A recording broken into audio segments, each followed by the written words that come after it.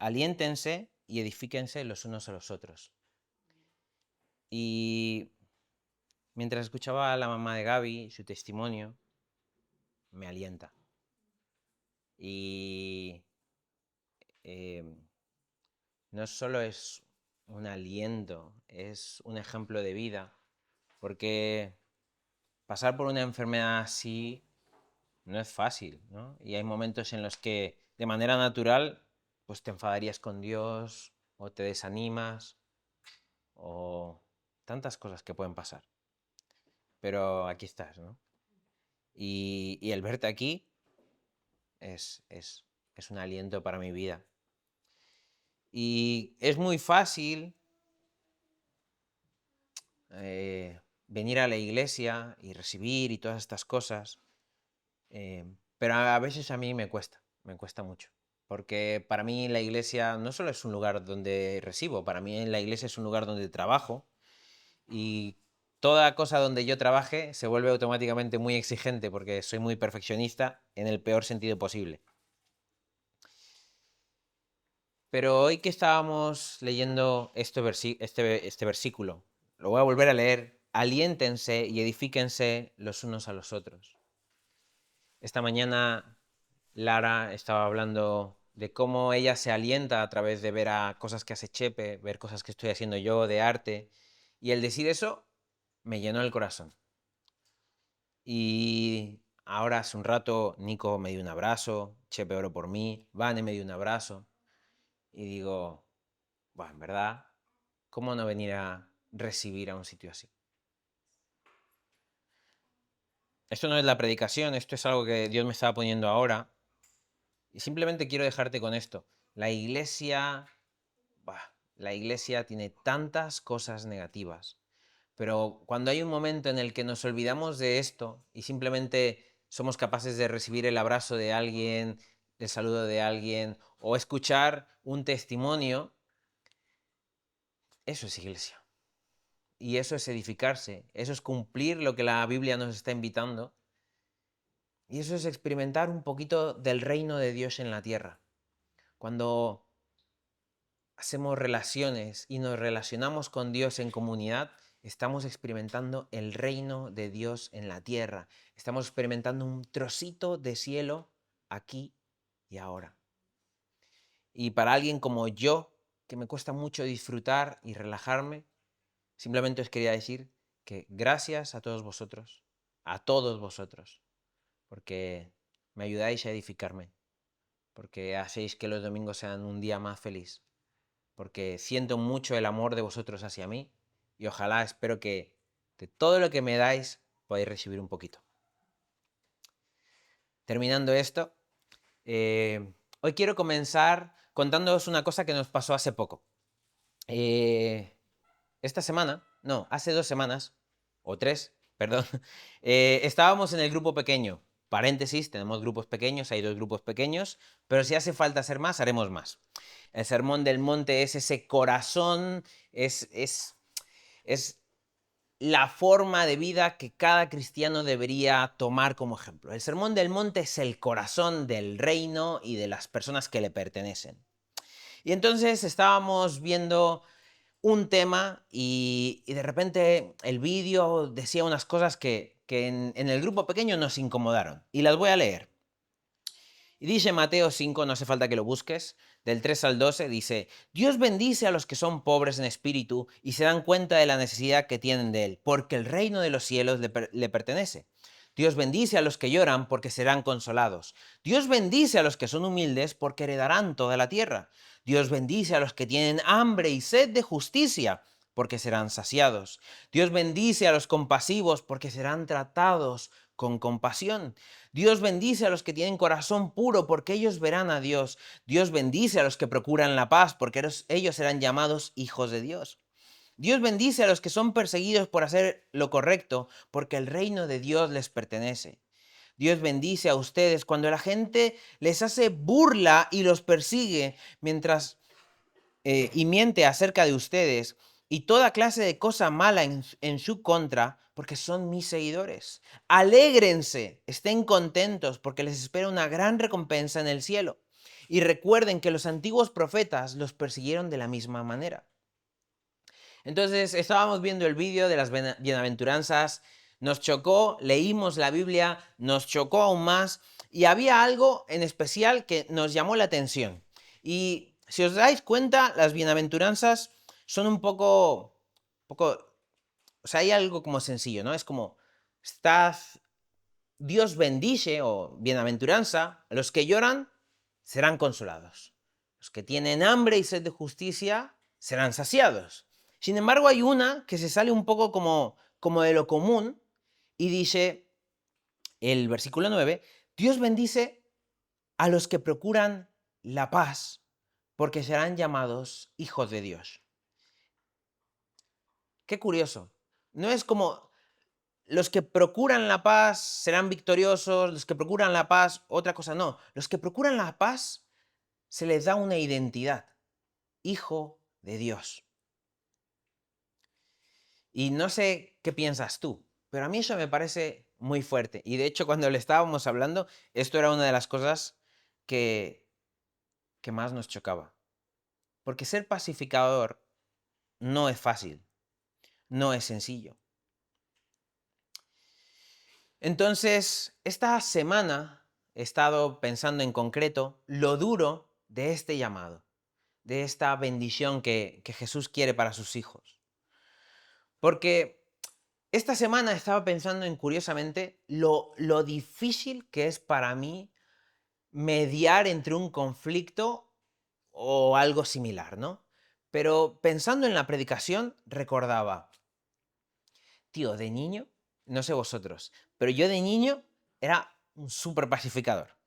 Siempre que veía un conflicto cuando era niño, Aarón iba e intentaba resolverlo. Lo hacía con personas que conocía y lo hacía con personas que no conocía. O sea, yo me acuerdo en el colegio de repente dos niños peleándose y no sé qué, no peleándose a puñetazos, sino, no sé qué, no sé cuánto, ¿no? Entonces yo iba, ¿qué ha pasado? ¿Qué ha hecho? Y entonces le preguntaba a la otra persona, ¿y qué ha hecho? No sé qué, no sé cuánto. Y lo hacía también con problemas que no entendía, porque, por ejemplo, normalmente, ¿no? Mis padres tenían algún conflicto de la razón que sea, cosas de adultos, y yo como niño pretendía entenderlo y llegar y decirles, a ver, papá, no sé qué, tú tienes que ceder y mira lo que dice mamá y no sé qué. Entonces, evidentemente no me enteraba de cuál era el conflicto, pero a mí me nacía ser pacificador. Y no sé cómo seríais vosotros, pero creo que eso es algo muy de niño. Curiosamente, siempre he sido como muy pacificador, menos cuando el problema era hacia mí. En el caso de que el problema fuese hacia mí y alguien me estuviera fastidiando, lo tenías complicado para pacificar. En ese caso, si el problema era conmigo, lo suyo es que te humillaras y me pidieras disculpas. A lo cual, spoiler, jamás ocurrió. Así que tuve que aprender por las malas que ese no era el camino. Sin duda, el camino del pacificador no es fácil. No es cómodo y no es atractivo. Y me surgen estas preguntas. ¿Realmente es posible ser un pacificador cuando la gente no quiere? ¿Cuando la gente quiere tener un conflicto contigo? ¿Realmente este trabajo o este llamado de ser pacificador es algo que tenemos que hacer siempre? ¿Es algo que tenemos que hacer todos? Creo que es lícito que nos hagamos estas preguntas porque el llamado no es fácil. Así que os voy a pedir que me acompañéis a 2 Corintios 5 y ahí vamos a ver si se responden alguna de estas preguntas. En lo que vas buscando en tu Biblia, 2 Corintios capítulo 5, déjame darte un poco del contexto y por qué esta epístola de Pablo es perfecta para hablar de este tema. 2 Corintios 5, ahora os digo los versículos, ¿vale? Lo primero que tienes que saber es que esta es la segunda epístola que nosotros tenemos registro, ¿vale? De Pablo hacia los Corintios.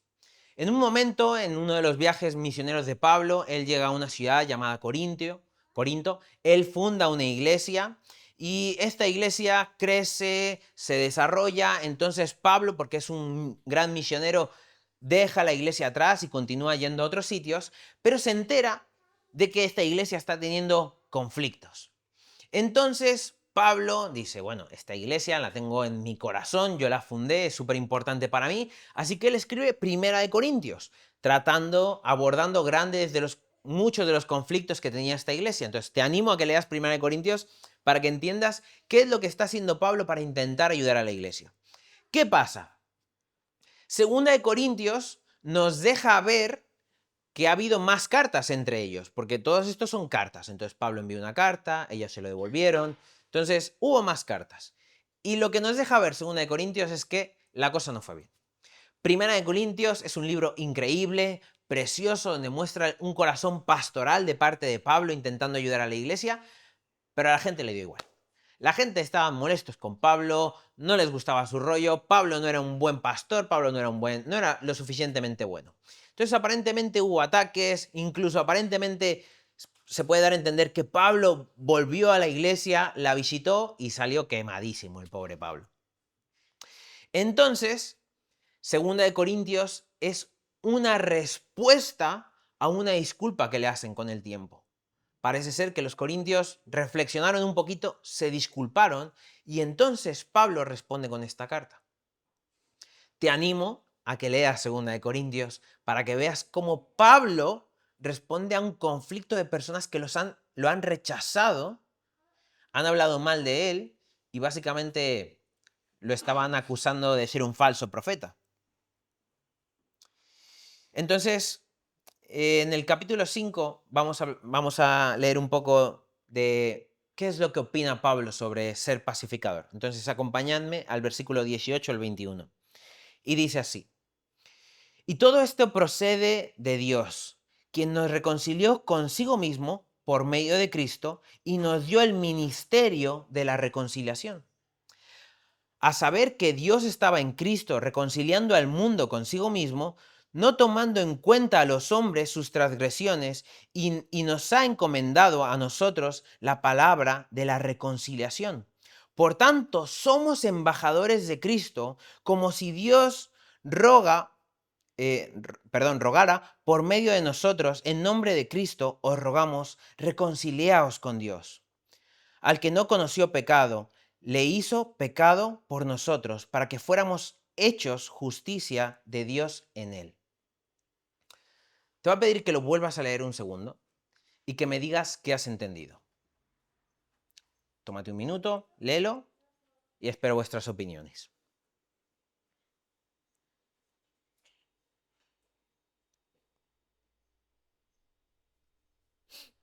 ¿Cuál versículo? Perdón. 18. Del 18 al 21.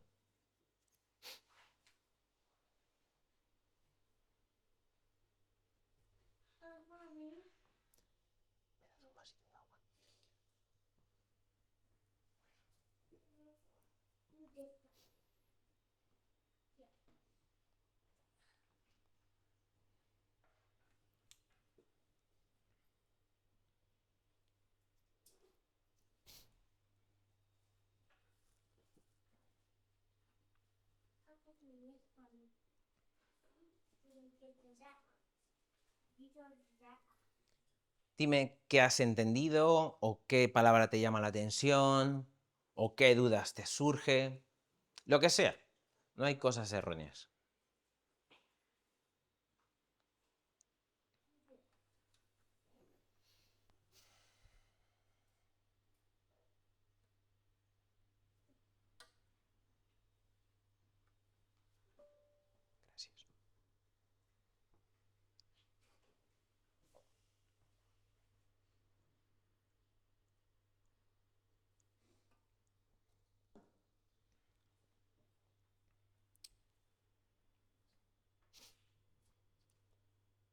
Nadie entendió nada. Venga, quien sea, lo que sea. ¿Qué os ha llamado la atención? Palabras, ideas, conceptos, lo que sea. ¿Quién se lanza primero? Si no, a dedocracia. Que pone a Cristo como ejemplo de reconciliación primero. Ok, muy bien. ¿Qué más? ¿Qué más os llama la atención? Cristo como ejemplo de la reconciliación. Que nos hace embajadores de ese mensaje. Nos hace embajadores. Muy buena palabra. ¿Qué más? Que utiliza o sea, se refiere a la reconciliación como un ministerio, o sea, como algo que debemos de Ok, muy bien. ¿Alguien más? ¿Una última aportación? Sin tomar en cuenta nuestros pecados. Sin tomar en cuenta nuestros pecados. Fuerte, ¿eh?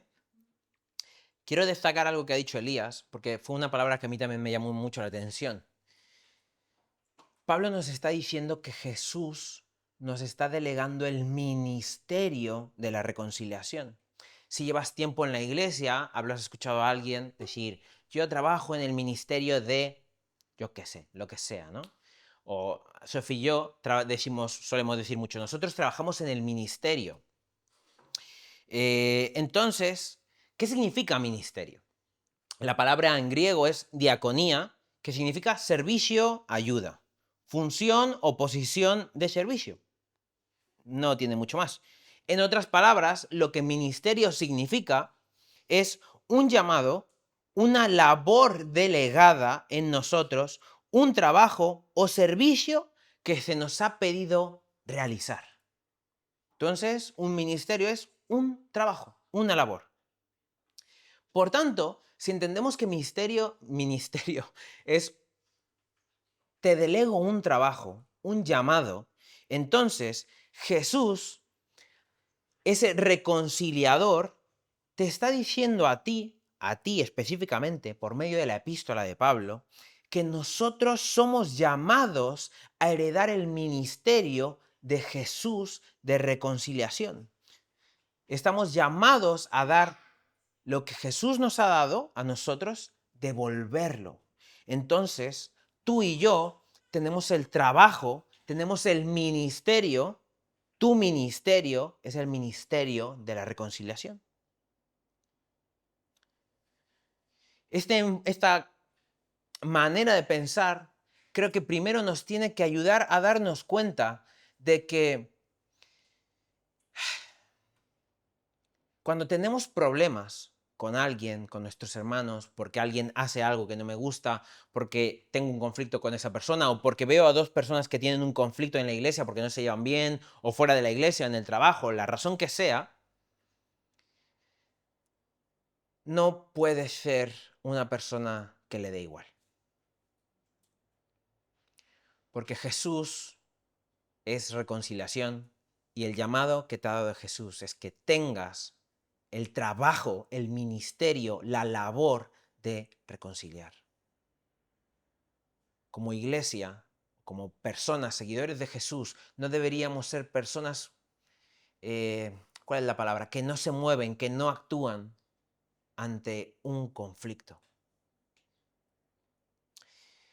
Sin embargo, creo que muchas veces es muy natural que cuando el conflicto es hacia nosotros, nosotros veamos en las personas que nos agreden el enemigo. Y ojo, es normal, ¿no? Si tú vienes y me atacas, pues tú eres mi agresor, ya sea físico, ya sea verbal o de otro tipo. Eres un agresor. Eso es lo que es, esa es la realidad. Sin embargo, a pesar de que alguien te agreda, ¿vale? Y esto lo estamos viendo en el Sermón del Monte también, eso no te da derecho a agredirle tú de vuelta. Y esto es muy importante. En el Antiguo Testamento se dice ojo por ojo y diente por diente, la ley del talión, porque esa era la manera en la que aquella época se podía establecer justicia de la mejor manera. En aquella época, capaz si tú me cortabas una pierna por la razón que sea, pues yo por venganza no te corto una pierna, sino que te mato a ti y a tu primo. ¿Por qué? Porque te has pasado, has cortado mi pierna. Los seres humanos somos bastante injustos, entonces por eso en el Antiguo Testamento se dice ojo por ojo. Sin embargo, Jesús viene y dice, ya no es eso. Si alguien te da una bofetada, pon la otra mejilla. Que alguien te agreda, que alguien te moleste, que alguien haga algo que te ofenda, no te da derecho a ofenderlo tú a él. Porque la Biblia nos dice que todas las personas somos hechas a imagen y semejanza de Dios. Todas las personas, desde el asesino más cruel a la persona más asquerosa, todos son hechos a imagen y semejanza de Dios. Todos tienen un valor infinito. Tú tienes un valor infinito. Entonces, Cuando nos encontramos a alguien que nos agrede, esta persona, si bien es un agresor, no se puede convertir en nuestro enemigo. El único enemigo que tenemos tú y yo no es otra persona. La Biblia nos dice que tenemos una persona, que hay un ser más bien, que es nuestro enemigo. Y la Biblia lo llama en el Antiguo Testamento Satán y en el Nuevo Testamento diablo. ¡Diablo! Pero antes de que te quedes con, ay, Aarón está hablando de cosas raras, aguanta un segundo.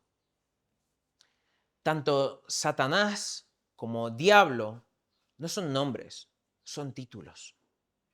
La Biblia no le ejerce a este ser ni siquiera un nombre. No tiene valor para tener ni siquiera un nombre. Este ser, esta maldad, solamente tiene un título. El título de enemigo o diablo, que es acusador. Diablo significa acusador, calumniador, o incluso algunos podrían traducirlo como chismoso. Déjame leerte unos versículos. Primera de Juan 3:8 dice, el que practica el pecado es del diablo, es del acusador, del chismoso. Porque el diablo ha pecado desde el principio. El Hijo de Dios se manifestó con este propósito, para destruir las obras del acusador, del chismoso. Juan 8:44 dice, sois de vuestro padre el diablo y queréis hacer los deseos de vuestro padre. Aquí Jesús está hablando a unos fariseos y le está diciendo que sois de vuestro padre el chismoso. Y queréis hacer las cosas que hace vuestro padre el chismoso. Él fue un homicida desde el principio y no se ha mantenido en la verdad porque no hay verdad en él. Es un mentiroso. Cuando él habla mentira, habla de su propia naturaleza, porque es mentiroso y padre de la mentira. Por eso es un acusador, un engañador, un chismoso. En los versículos anteriores estábamos hablando de que Jesús es reconciliador. Lo santo, lo divino, es pacificador. El diablo es lo contrario de pacificador. Recuerda, la Biblia nos dice esto, el diablo es real. Hay un acusador, una fuerza maligna que busca separarnos de Dios, pero no solo eso, busca separarnos de nosotros mismos. Cuando yo era más jovencito, por algunas cosas, algún tipo de lenguaje que tenemos en la iglesia, yo pensaba que los cristianos somos uno contra el mundo, que el mundo está en contra de nosotros. Eso se dice mucho en la iglesia. El mundo está en contra de nosotros, pero no es cierto. El mundo está en contra del mundo. El ministerio, el llamado del diablo al ser acusador y mentiroso, no es solo atacar a la iglesia, es atacar a la imagen de Dios, que es cada ser humano en la tierra. Entonces, cuando vemos conflictos entre Israel y Palestina, vemos un ministerio diabólico, porque hay personas atacándose. Cuando vemos a dos personas pelearse aquí fuera por un partido político o por ideologías, pero pelearse y agredirse, estamos viendo un trabajo diabólico. Dos personas que son imagen de Dios se están degradando, se están haciendo daño y en ocasiones incluso recurre en la violencia o el asesinato. Sean cristianos o no, esas personas son imagen de Dios. Y el diablo gana cuando la imagen de Dios se ve mermada.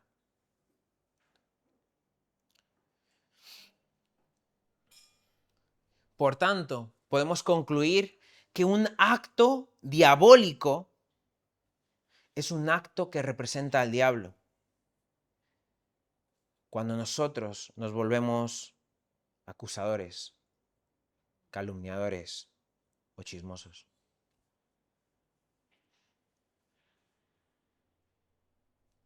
Es fuerte.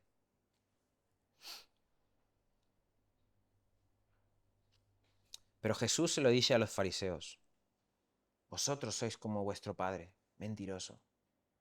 En el momento, y lo digo con el corazón en la mano porque yo también lo hago, en el que hablamos mal de una persona, en el momento en el que somos chismosos, no que contamos algo, sino que somos chismosos, crueles, y ¿sabes qué? Te has enterado de aquello, y la otra persona, ¡puf! Lo que hizo esa otra persona, que me he enterado que eso es el ministerio del diablo. Es fuerte, pero es que eso es lo que nos está diciendo la Biblia. Y es opuesto al ministerio que Jesús nos ha llamado. Pero ¿qué hacemos? ¿Qué hacemos cuando el conflicto es real, cuando alguien nos está agrediendo? Cuando tú y yo somos afectados y somos personas que sin quererlo, sin pedirlo, sin intentar ejercer violencia, simplemente somos agredidos. Si ese es tu caso, y hablo de este caso porque, vale, hay casos donde somos chismosos y tal y cual, pero hay casos donde también somos agredidos. Hay alguien que intencionalmente nos está atacando y nos saca de nuestras casillas. Si ese es tu caso, déjame decirte, lo siento. No es fácil que haya alguien que te esté molestando, que te esté agrediendo, que te esté acusando. No es fácil y lo siento. Y ojalá termine esto pronto. Y ojalá nosotros como iglesia podamos ser sensibles a tu dolor y acompañarte y ayudarte. Para consolarte, lo único que puedo decirte es que Jesús te entiende. Jesús sabe perfectamente lo que tú pasaste. Y esa es la belleza del ministerio de Jesús. Cuando Jesús se hace hombre, Él recibe acusaciones por todos lados. La gente calumniaba de Él, la gente era chismosa con Él, la gente lo acusaba de ser hijo del diablo.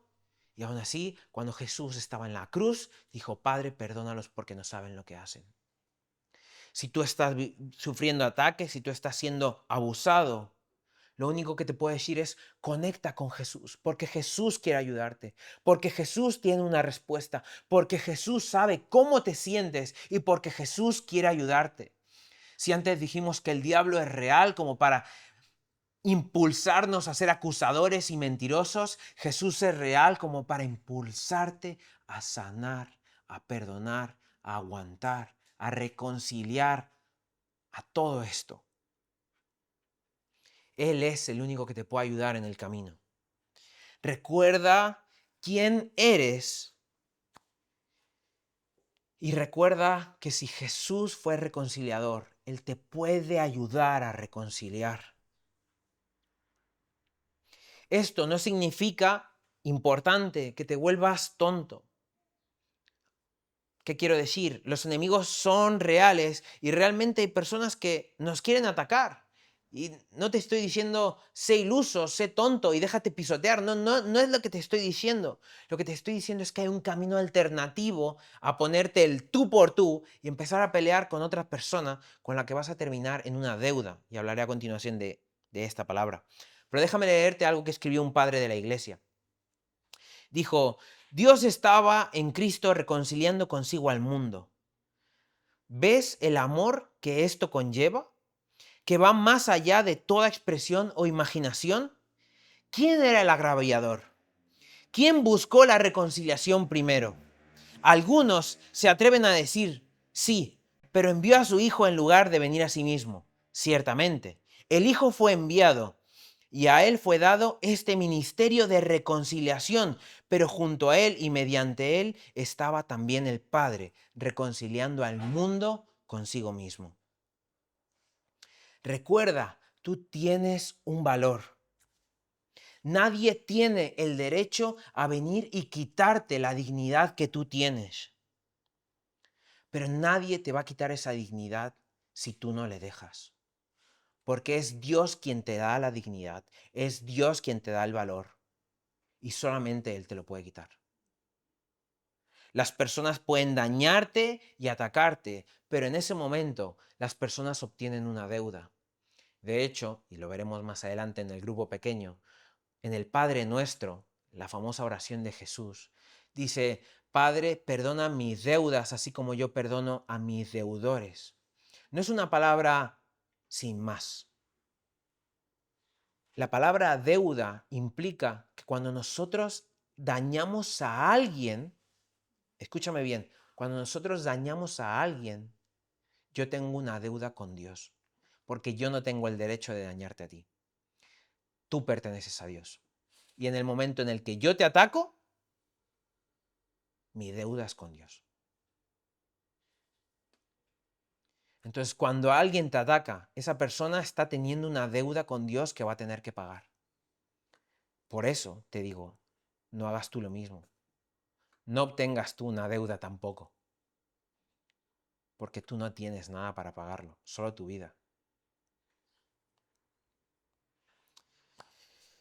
Por último, y más importante, en ocasiones a mí me da vergüenza ser pacificador, porque parece algo de tontos, parece algo de niños. En el grupo pequeño se ríen mucho de mí por estas cosas. Parece que para el mundo lo adulto, lo maduro, es pensar que tú tienes la razón y que pacificar es una cosa ridícula. ¿Que te han hecho no sé qué? ¡Buah! Yo iba y le decía, eres un tonto. ¿Que me han hecho a mí? No, perdona, no. No. Tú eres una reina. No dejes que te hagan eso. Somos unos orgullosos. El valor ya te lo dio Dios. No tienes que pelearlo. Si pensamos que lo maduro es tener la razón y que lo ridículo es ser como niños y pacificadores, creo que nos estamos equivocando. Hoy quiero hacerte una invitación. En ocasiones algunos cristianos dicen, no sé cuál es mi llamado o yo no tengo un ministerio. La realidad es que sí lo tienes. Tu llamado, tu ministerio, es el trabajo que Jesús te ha delegado, el llamado de pacificar. La pregunta es, ¿lo vas a tomar o lo vas a dejar? Tenemos un reto como iglesia. No vamos a cambiar si no somos conscientes de esto. Recuerda, podemos, sin saberlo, estar haciendo un ministerio diabólico. Y sin duda deberíamos cambiarlo. Entonces, ¿qué vas a hacer? ¿Vamos a abrazar este llamado ministerio divino de reconciliar? ¿Vamos a traer el reino de Dios a la tierra por medio de hacer la paz? ¿Vamos a seguir el ejemplo de Jesús y de Pablo de reconciliar y perdonar? ¿O vamos a ser hijos del diablo, mintiendo, acusando y siendo chismosos? Déjame cerrar con una frase de otro padre de la iglesia, me encantó, que dice, se llaman pacíficos para otros, no solo los que reconcilian los enemigos por medio de la paz, sino también aquellos que olvidan las malas acciones, sino también aquellos que olvidan las malas acciones aman la paz. Aquella paz es bienaventurada, la que subsiste en el corazón, no solamente en las palabras.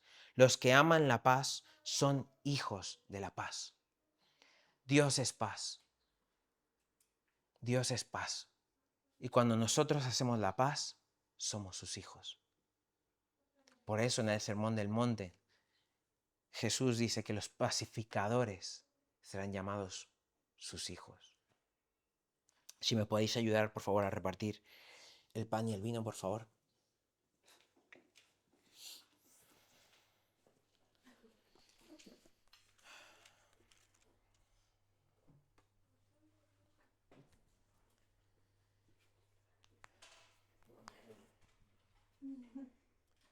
Y vamos rápido, que se nos hace tarde. Y en Marcos, el Evangelio de Marcos dice lo siguiente. Mientras comían, Jesús tomó el pan, lo bendijo, lo partió y les dio diciendo, tomad, este es mi cuerpo. Después tomó la copa y habiendo dado gracias, se las dio también y bebieron de ella todos. Y les dijo, esto es mi sangre del nuevo pacto, que por muchos es derramada. Os aseguro que no beberé más del fruto de la vid hasta el día aquel en que lo beba de nuevo en el reino de Dios.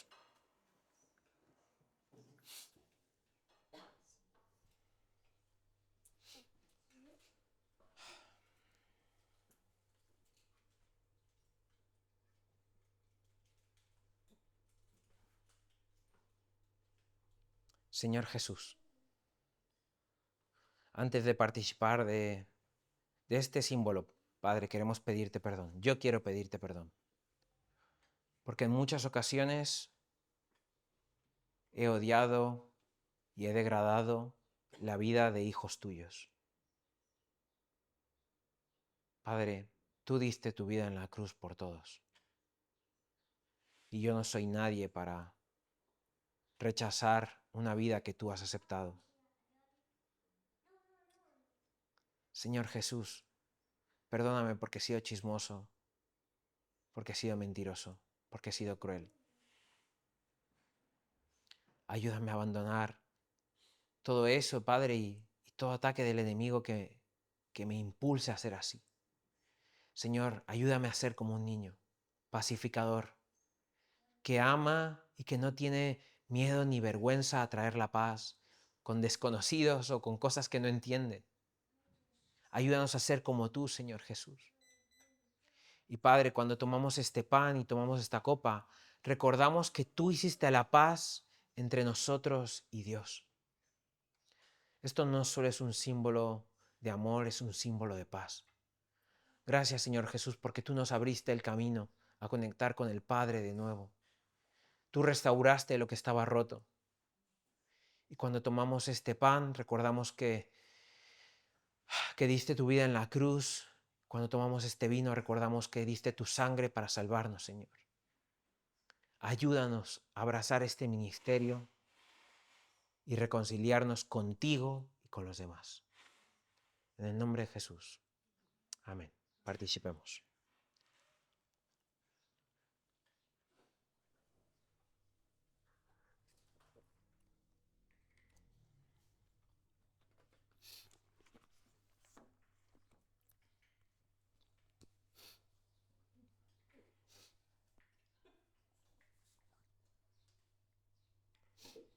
Me gustaría terminar con una pequeña oración. No estaba preparado, pero si puedes, óralo conmigo. No hace falta que lo ores en voz alta, ¿vale? Padre nuestro, que estás en los cielos, Señor, que tu nombre sea reconocido como santo. Que venga a nosotros tu reino, Señor. Que se haga tu voluntad, como se hace en el cielo, así también en la tierra. Danos el pan nuestro de cada día, y perdona mis deudas, así como yo perdono a mis deudores. No me dejes caer en tentación, y líbranos del maligno, Señor. Porque tuyo es el reino, el poder y la gloria, por todos los siglos. Amén. Familia, estamos despedidos. Gracias por venir y espero que tengáis una buena semana.